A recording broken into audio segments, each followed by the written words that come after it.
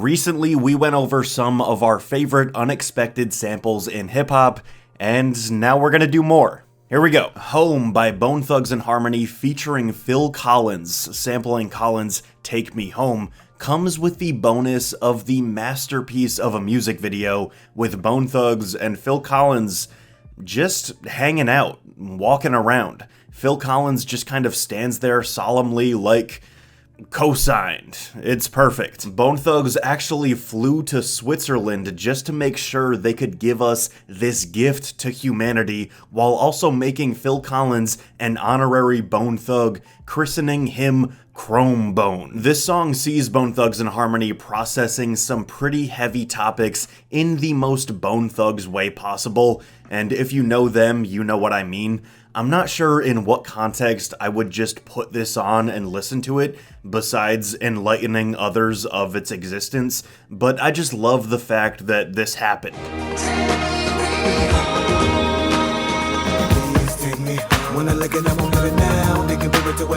In a similar vein of rappers sampling goofy yet funky white guys, we have Be Legit's Ghetto Smile featuring the Daryl Hall of Daryl Hall and John Oates, sampling Sarah Smile.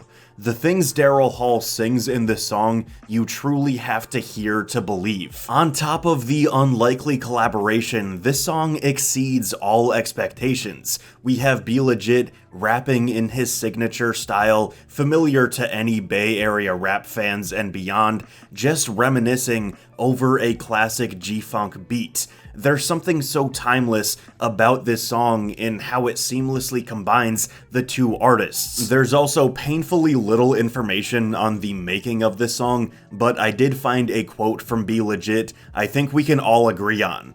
Daryl Hall, he's a real soulful dude.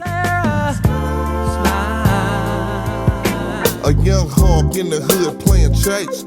While it is amazing, there isn't really too much for us to say about Hey by the incomparable, immortal MF Doom. It's just some of the best bars you've ever heard over literal Scooby-Doo music, befuddled Scooby noises and all, and we've even got a zoinks at one point. This isn't one of those examples where you wonder how it came to be, it's just astounding that this is what the track is built around. It's such a goofy combination of cartoon sound effects, but it doesn't diminish or trivialize what Doom says at all, which is really a flex. Right to him. Oh snap, it seems you walked into a trap through rap. Remember when Lupe Fiasco sampled Modest Mouse? Because personally, I cannot forget that. In my early days of indie music discovery, I felt so cool finding and immediately adoring the indie rock outfit, especially the quirky pacifist anthem Float On, and also I backed my car into a cop car the other day is certainly a strong way to open a song.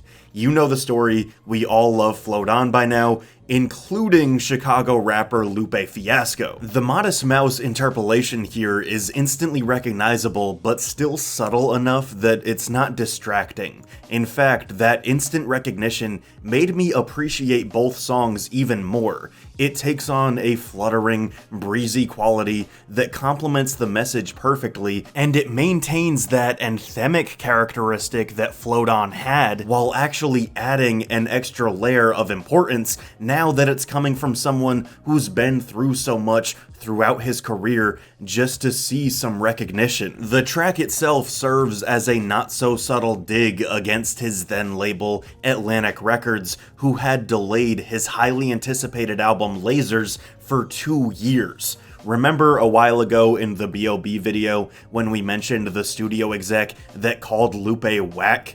That was them.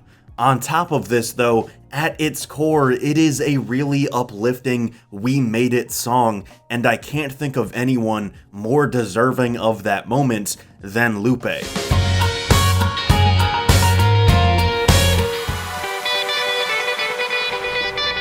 Since jpegmafia is kind of the king of this stuff, of course we're going to give him a mention with Kingdom Hearts Key alongside Danny Brown and Red Veil, which samples the opening to the 1994 anime The Vision of Escaflowne. This track is so mind-blowing for reasons similar to Big Boy sampling a Hatsune Miku producer. It blends the pure fading tones of that 90s opening into a pleasingly chaotic, whirring beat, making for a sonically rich experience overall. It feels both nostalgic and inventive, and of course sets the backdrop to an endless stream of creative, perfectly placed, and often hilarious bars. This is one of those moments that we see Peggy not taking himself too seriously, but with work that is this good, it's impossible to see him as anything other than a serious artist.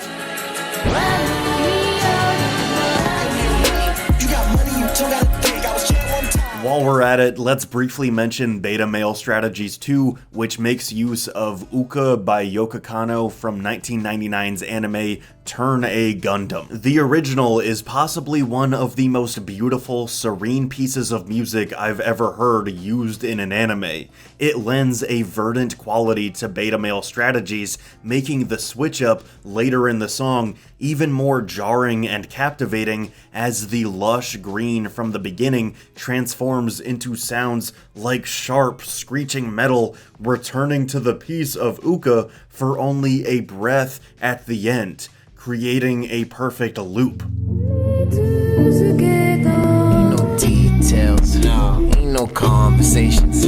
Shout out to MC Ride 1242 in the comments for putting me onto this next one because, oh my god, this is insane. A lot of people were wondering where guys like Peggy and Danny were in the last video, being that they really thrive in this environment of weird samples in rap, and from what I've heard so far, it seems like Guevara is another leader in this field. I don't know how I haven't heard about him before, but Ghais is a captivating Philly-based rapper-producer who has earned widespread online acclaim for 2021's Black Bolshevik and 2022's There Will Be No Super Slave. This multi-layered artist has a strong, thought-provoking perspective discussing the current socioeconomic and political climate in his lyrics, featuring witty and memorable wordplay and some of the most diverse, explosive sampling I've ever heard. On Patrice Colors Stole My Lunch Money,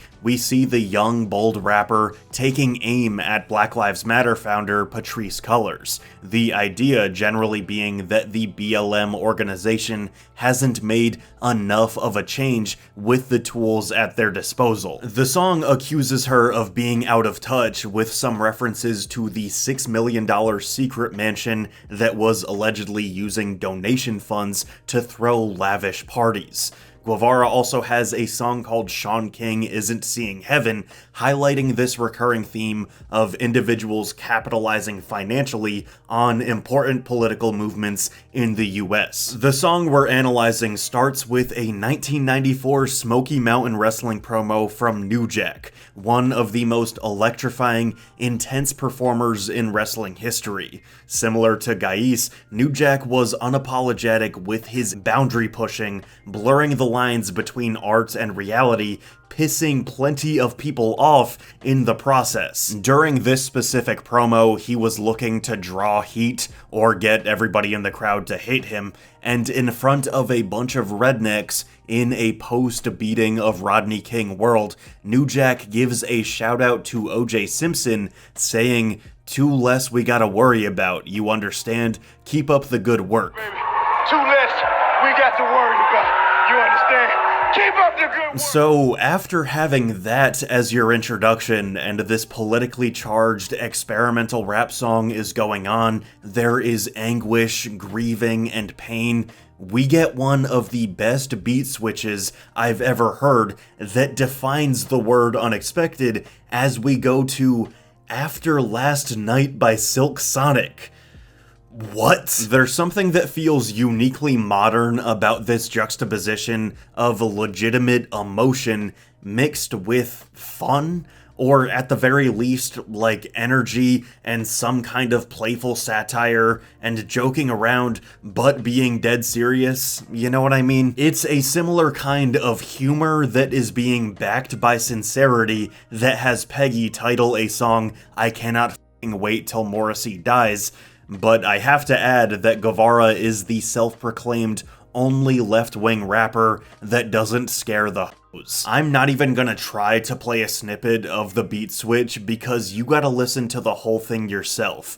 Any 5-second clip that I pull out of this will not do it justice. I'm sorry to have this video go from Phil Collins' Bone Thug silliness to the darkest place in the world, but who would have expected Gucci Mane to sample a known neo-Nazi? A bunch of people commented about this anecdote in the last video as well, and I'd like to finish this project talking about it because it raises some fascinating questions. For his 2016 album Everybody Looking, Gucci released Print featuring Kanye West, and no, that is not who I'm referencing when I say neo-Nazi.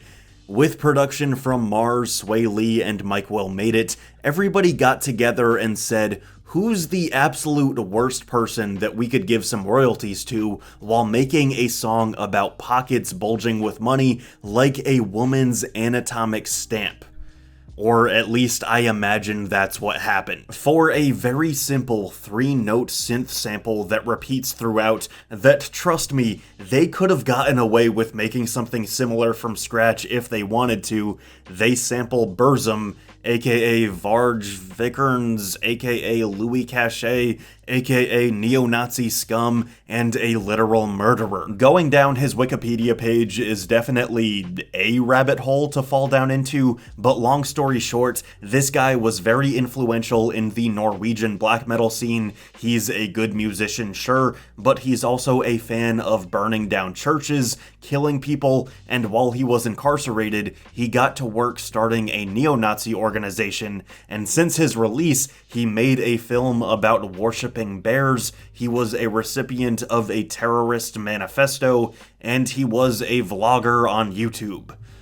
Cool. So while the beat for Print is good, it's ominous, the sample does its job well, and to be honest, there's not much else about the song worth talking about, it creates a myriad of questions, confusion, and so on. Out of Gucci, Sway Lee, and Mike Will Made It, who was a fan of Burzum and his ambient black metal? Once they decided that they were gonna try and use this guy's music, which again, I need to emphasize that I do not think that they had to, did Burzum himself approve the sample?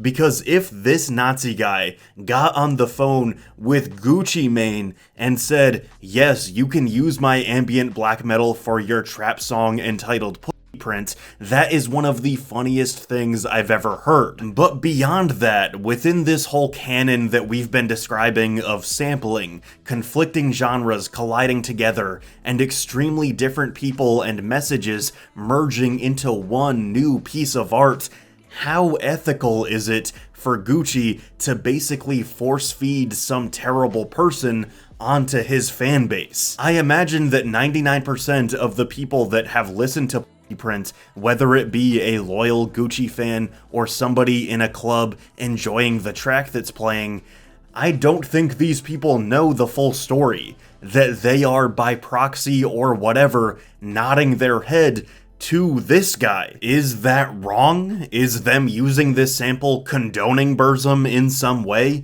Or is it completely irrelevant in a separating the art versus the artist kind of way? The counter argument there is that every stream of Print is getting this dude paid, which I personally would prefer not to have happen. Music is a complicated world full of complicated people. If these videos aren't evidence enough, I will tell you straight up, there's always so much more than meets the eye. Hall & Oates, Bay Area rap, leftist hip-hop comedy, and Maoist education, everything is chaos and music is the same. Have a nice day. Hey, thank you for watching that video. If you want to support the channel, feel free to like, comment, and subscribe. You can follow me on social media at RenshawHS. You can support me on Patreon or Twitch. And thank you again. Have a nice day. See you soon. And bye. And etc.